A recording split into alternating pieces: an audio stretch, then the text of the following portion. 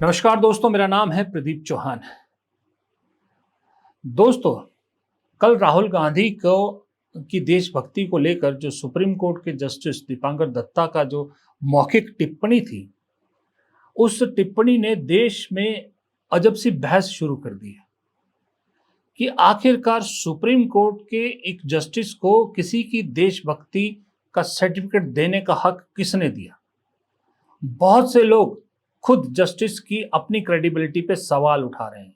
ये तस्वीर शेयर कर रहे हैं जहां पर वो एकनाथ शिंदे और देवेंद्र फडणवीस के साथ खड़े नजर आते हैं। बहुत से लोगों ने पुराना उनके जो स्टेटमेंट है वो भी रखी, जिसमें एक महत्वपूर्ण स्टेटमेंट है जो उन्होंने सावरकर को लेकर इन्हीं राहुल गांधी पर एक और टिप्पणी की थी, जब उन्होंने कहा था कि स्वतंत्रता सेनानियों को लेकर बेमतलब की टिप्पणियों से बचे राहुल गांधी। मेरे ख्याल से ये भी कहा था कि आपकी दादी ने भी उनकी प्रशंसा में चिट्ठी लिखी थी, कुछ इस तरह की चीजें कही थी। यानी सावरकर पे जो टिप्पणियां राहुल गांधी करते थे उसको लेके फटकार लगाई थी इन्हीं जस्टिस दत्ता ने राहुल गांधी को। वीवीपैट वाला मामला भी जो विपक्ष ने दायर किया था मामला, वो भी इन्हीं के पास था, जो इन्होंने एक तरह से रफा दफा टाइप कर दिया था। अब कल उन्होंने राहुल गांधी की देशभक्ति पे सवाल उठाया। अब जाहिर सी बात है कि सुप्रीम कोर्ट अगर जस्टिस वो इतने ही कंसर्न थे, तो जो उन्होंने राहुल गांधी को एक तरफ तो स्टे दिया, मानहानि के मुकदमे में उन्हें स्टे दे दिया, वो मुकदमे पे स्टे लगा दिया, राहुल गांधी को राहत दी, दूसरी तरफ देशभक्ति को लेकर सवाल उठा लिया। अगर उन्हें देशभक्ति को लेकर कुछ कहना ही था तो अपनी जजमेंट में क्यों नहीं लिखा, ये मौखिक टिप्पणी क्यों की? सबसे पहला मेरा सवाल ये है। उस जजमेंट में दूसरे जस्टिस भी थे, शायद जस्टिस एजे मसीह थे, उन्होंने स्टे वाली जजमेंट में अपना हिस्सा दिया, लेकिन इस मौखिक टिप्पणी के हिस्सेदार नहीं बने वो।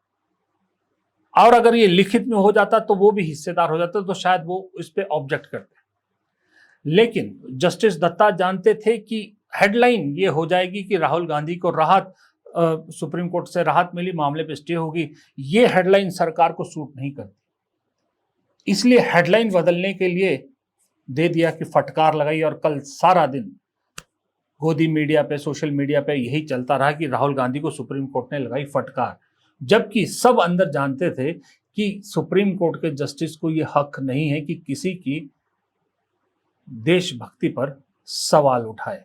इसीलिए प्रियंका गांधी उन्हीं जस्टिस पे सवाल उठा रही है। कौन सच्चा भारतीय है, कौन सच्चा भारतीय नहीं है, ये तो मुझे लगता है कि मतलब न्यायपालिका के प्रति पूरे आदर के साथ कह रही हूँ कि ये तो उनके दायरे में नहीं है डिसीजन, ये कोई जस्टिस तो नहीं तय करेंगे। दूसरा, राहुल जी ने हमेशा आर्मी का, सेना का आदर किया है। उनके दिल में सेना के प्रति, सैनिकों के प्रति, उनके अफसरों के प्रति पूरी तरह से आदर है। और हर भाषण में जब भी बोलते हैं, जब भी उनका हम कुछ भी भाषण या कोई भी टिप्पणी सुनते हैं, उसमें वो आदर बहुत स्पष्ट दिखता है। जो लीडर ऑफ ऑपोजिशन होते हैं, नेता प्रतिपक्ष हैं, उनका जो कर्तव्य है वो ये है कि सरकार से सवाल पूछना, ठीक है, ये उनका कर्तव्य है। तो वो अपना कर्तव्य निभाते हैं। जब सरकार से सवाल पूछते हैं, उनको पसंद नहीं है, वो जवाब नहीं देना चाहते, इसलिए ये सब चीजें वो कराते। सही, बहुत स्पष्ट बात। अभी सदन नहीं चल रहा है, कितने दिनों से नहीं चल रहा है। मैं सोच रही थी कि कितना मुश्किल है, सबसे बात करें, कह दें, चर्चा कर लेंगे। कितना मुश्किल है सदन को चलाना। क्या इतने दुर्बल हो गए कि इनसे सदन ही नहीं चल रहा है? रोज हमको ये करना पड़ रहा है क्योंकि एक बात पे चर्चा नहीं करना चाहते। क्यों नहीं कर सकते चर्चा? ऐसा यार पूरे देश भर में करा रहे हैं, पूरे देश भर का मुद्दा है, बात करिए। आपने सिंदूर पे चर्चा की, इस पे भी चर्चा करिए, देश को सुनने दीजिए। हमारा पक्ष भी है, उनका पक्ष भी है, तो इसमें घबराहट क्या है? ये तो इनकी दुर्बलता है कि सदन ही नहीं चला पा रहे। लेकिन अब सवाल ये है कि क्या ये जो टिप्पणी थी सिर्फ एक टिप्पणी मात्र थी, या इसके पीछे कुछ कहानी और है, या इसके इर्द गिर्द कहानी कुछ और है? मुझे लगता है इसके इर्द गिर्द कहानी कुछ और है। वो कुछ और कहानी जानने से पहले ये आपको याद करना जरूरी है कि पिछले 3-4 हफ्ते में अगर इस देश की राजनीति को आप देख रहे हैं तो सेंटर ऑफ द न्यूज एक ही शख्स है जिसका नाम है राहुल गांधी। इन 4 हफ्तों में 5 हफ्तों में जितने मुखर प्रहार राहुल गांधी ने प्रधानमंत्री मोदी पर किए हैं पिछले 11 साल में नहीं किए थे। राफेल, अडानी ये सब मुद्दे उठाए लेकिन इतने मुखर नहीं थे जितने अभी दिख रहे हैं सदन के बाहर, सदन के अंदर। ट्रंप को लेके, सीज फायर को लेके, ऑपरेशन सिंदूर को लेके, एसआईआर को लेके, ट्रेड डील को लेके, इकोनॉमी को लेके, हर चीज में राहुल गांधी चैलेंजिंग उसमें है, जब सदन के अंदर तक प्रधानमंत्री को चैलेंज कर दिया। और इतनी तीखी जो प्रहार है, इतने तीखे जो प्रहार है, ये प्रधानमंत्री सहने के आदी नहीं है। इसलिए मैंने कहा था प्रधानमंत्री की आंख के किरकिरी बन गए राहुल गांधी, और किरकिरी निकालना प्रधानमंत्री जल्द से जल्द चाहते हैं। तो क्या उस राहुल गांधी नाम की किरकिरी को निपटाने की राजनीतिक रूप से निपटाने की तैयारी चल रही है, और वो जो मौखिक टिप्पणी है वो उसी का एक हिस्सा है। मैं इसलिए कह रहा हूं कि आप कुछ दिन पहले जाइए और 12 जुलाई की शायद वो डेट थी, 12 जुलाई के आप जाइए, हाँ 12 जुलाई 2025, एक खबर आपने शायद देखी है ना, छूट गई हो, कि Allahabad high court reopens Rahul Gandhi citizenship case after new evidence. ये वही केस है जो बीजेपी के कार्यकर्ता एस विघ्नेश शिशिर ने इलाहाबाद हाई कोर्ट में दायर कर रखा है। 21 अप्रैल को नहीं, 5 मई को, हाँ 5 मई को यही अदालत इस पीआईएल को खारिज कर चुकी थी। कहा था इसमें कोई एविडेंस नहीं, कोई दम नहीं है, इसलिए खारिज कर दी थी। लेकिन फिर 14 मई को विघ्नेश रिव्यू पिटीशन डालते हैं और उसमें लिखते हैं कि केंद्र सरकार ने अपनी एम्बेसी के जरिए, मिनिस्ट्री ऑफ होम अफेयर्स की सिटीजनशिप विंग ने अपनी एम्बेसी के जरिए ब्रिटिश सरकार से राहुल गांधी की ब्रिटिश नागरिक होने और सिटीजनशिप होने या पासपोर्ट होने की डिटेल मांगी है, और उन्होंने वो डिटेल दे दी है, सबूत दे दिए हैं। इस आधार पर हाईकोर्ट ने, इलाहाबाद हाईकोर्ट ने ये मामला दोबारा रीओपन कर दिया। चलिए ये भी ठीक है, हो जाता है बहुत चीज़ों। लेकिन उसी दिन आप एक गोदी चैनल जो है सोशल मीडिया पे, यूट्यूब जो गोदी चैनल है, उनकी हेडलाइंस देखिए।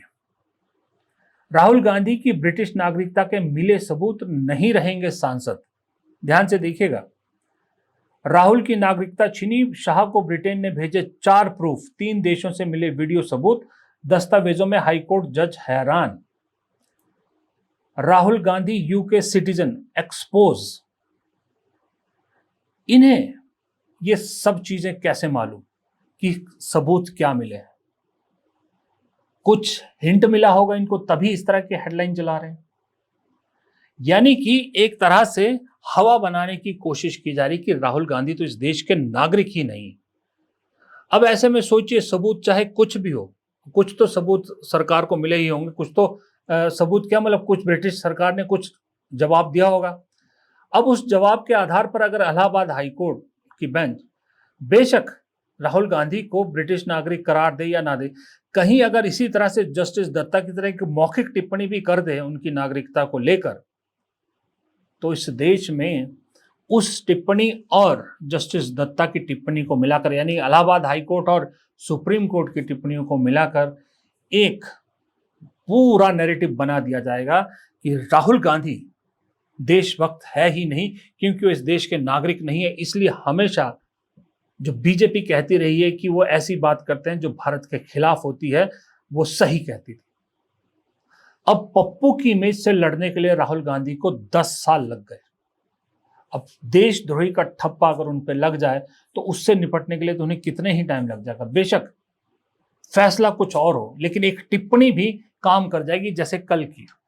और कहीं गलती से अगर इलाहाबाद हाईकोर्ट ने कुछ ऐसा फैसला दे दिया कि जो राहुल गांधी पर संशय पैदा करती हो, तो ये सरकार उनकी संसद सदस्यता छीनने में देर नहीं लगाएगी, उन्हें सांसद भी नहीं रहने देगी, उनका एलओपी का पद छीन जाएगा। उसके बाद लड़ते रहिए अदालत में, राहुल गांधी लड़ते थे, बाद में देखी जाएगी।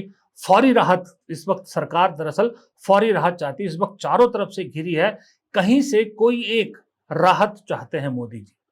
अब ऐसे में अगर राहुल गांधी एलओपी नहीं रहते हैं तो एक फौरी राहत तो मिल जाती है। इस बीच बिहार का इलेक्शन हो जाएगा, सब कुछ हो जाएगा, कहीं से कुछ चीजें मैनेज हो जाएंगी, तो फिर से वापस एक ट्रैक पे आ जाएगी सरकार की, जो अब तक जो जिस तरह से चलती रही।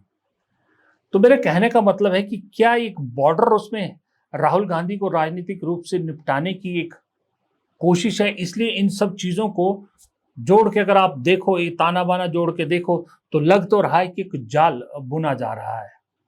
और आपको ये तो मालूम ही है कि अगर राहुल गांधी की पॉलिटिक्स खत्म हो गई तो कांग्रेस ऑटोमेटिकली गिर जाएगी, क्योंकि कांग्रेस की जान है गांधी परिवार, सीधी सी बात बताऊं, रीढ़ की हड्डी है। दोनों ही एक दूसरे के पूरक हैं। ना कांग्रेस के बगैर गांधी परिवार का अस्तित्व है राजनीति में, ना गांधी परिवार के बगैर कांग्रेस का अस्तित्व है। इसीलिए राहुल गांधी का वो पुराना बयान बार बार मुझे याद आता है, जहां वो बताते हैं कि दरअसल गांधी परिवार को क्यों लगातार निशाना बनाया जाता है, क्योंकि गांधी परिवार सिर्फ परिवार नहीं, एक विचारधारा है। हम लोकतंत्र के लिए लड़ते हैं, ये सिर्फ मैंने नहीं किया, सालों से हो रहा है, जान दी है मेरे परिवार ने। गांधी परिवार पे अटैक क्यों करते हैं? ये गांधी परिवार पे इसलिए अटैक करते हैं क्योंकि हम एक विचारधारा के लिए लड़ते हैं, और हमारे जैसे देश में करोड़ों लोग हैं। हमारी जिम्मेदारी है, रिस्पॉन्सिबिलिटी है, जो भी आप कहना चाहो, क्योंकि हम इन विचारधाराओं के लिए लड़ते हैं। जब हिंदुस्तान को बांटा जाता है, हिंदू मुसलमान को लड़ाया जाता है, हमें दर्द होता है। जब किसी को दलित कह के मारा जाता है, पीटा जाता है, हमें दर्द होता है। जब किसी महिला को पीटा जाता है, हमें दर्द होता है। इसीलिए हम लड़ते हैं। ये एक परिवार नहीं है, ये एक विचारधारा है। तो ये सारे तार जब जुड़ते हैं, इस तार के जुड़ने के बाद सीधी कहानी पहुंचती है राहुल गांधी की तरफ कि राहुल गांधी दरअसल कितनी बड़ी आंख की किरकिरी इस वक्त बन चुके हैं। और इस आंख की किरकिरी को निकालने के लिए जो भी इस वक्त हो सकता है वो किया जाएगा। और शायद जो अभी एनडीए की बैठक, प्रधानमंत्री का राष्ट्रपति से मिलना, गृह मंत्री का राष्ट्रपति से मिलना, एक तैयारी भर है कि अगर राहुल गांधी के खिलाफ ऐसा एक्शन लिया जाएगा तो उससे कैसे निपटा जाएगा, क्योंकि राहुल गांधी पे हाथ डालना इतना आसान नहीं है। उससे कैसे निपटा जाएगा, हो सकता है ये उसी की कवायद हो, उसी की तैयारी हो। इसलिए मैंने कहा कि ये सारी चीज़ें जोड़ के देखो तो कहानी कहीं और ही जाती है। फिलहाल इस वीडियो में इतना ही। वीडियो पसंद आया हो तो लाइक कीजिएगा, वीडियो को शेयर कीजिएगा, कमेंट बॉक्स में अपनी राय ज़रूर दीजिएगा, और अगर चैनल को सब्सक्राइब नहीं किया है तो प्लीज़ चैनल को सब्सक्राइब कीजिएगा। नमस्कार।